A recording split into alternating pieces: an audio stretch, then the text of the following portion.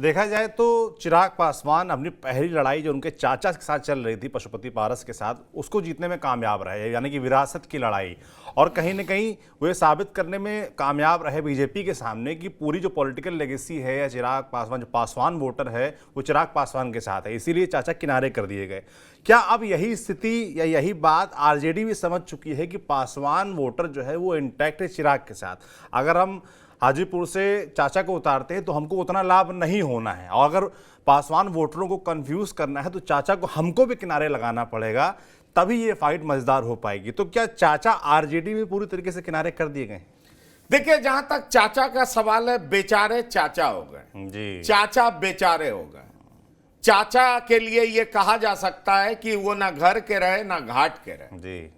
चाचा मंत्री पद एंजॉय करते रहे, लेकिन चाचा लगातार अपनी जमीनी जो हकीकत थी, जो जमीनी आधार था, उसको खोते रहे, उससे दूर होते रहे। और इसी का परिणाम आपको दिखाई पड़ा कि चाचा को बिल्कुल बीजेपी ने साफ कर दिया। हाफ ही नहीं किया, साफ कर दिया जी।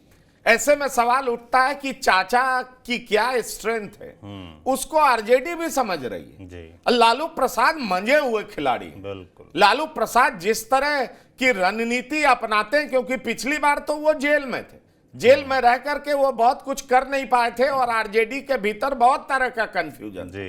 इस बार लालू प्रसाद बाहर है और लालू प्रसाद बिहार के ऐसे मंजे हुए राजनीतिज्ञ हैं कि वो अगर जीत और हार का कम फासला होगा तो वो भी हार को जीत में तब्दील करना जानते हैं जी। किसको कहां से लड़ाना है, इस बात को वो बहुत बेहतरीन तरीके से समझते हैं। और इसलिए मैं आपको कह रहा हूं कि इस बार की लड़ाई को दिलचस्प बनाने के लिए, क्योंकि देखिए, अगर लोगों को विरासत किसको सौंपना है, पासवान समाज को सौंपना होगा, तो एक जो नेता जो दिवंगत हो चुके हैं उनके बेटे और भाई में चूज करना होगा, तो ऑब्वियस है समाज की सिंपैथी बेटे के तरफ होती है। लेकिन जब बेटे और बेटी के बीच की लड़ाई होगी तो ये लड़ाई अच्छी होगी, थोड़ा कंफ्यूजन पैदा होगा। इसको भूलना नहीं चाहिए बिल्कुल कि आखिरकार सब कुछ बेटे को ही क्यों मिले, बेटी को क्यों नहीं मिलना चाहिए जी।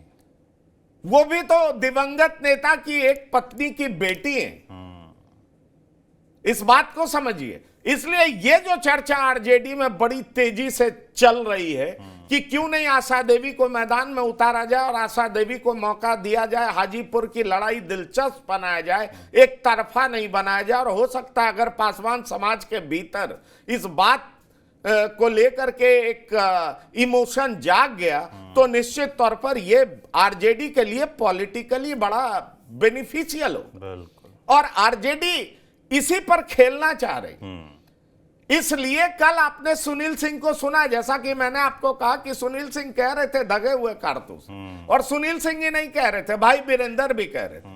कुछ दिन पहले तक भाई वीरेंद्र कह रहे थे पशुपतिनाथ पारस का वेलकम है, लेकिन अब वही भाई वीरेंद्र आरजेडी के प्रवक्ता हैं, वो कह रहे हैं कि अरे ये दगे हुए कारतूस हैं, क्या स्पेंट फोर्स हैं, इनकी क्या जरूरत है, इनका जनाधार क्या है, इनको आरजेडी लेकर के बैगेज क्यों कैरी करेगी।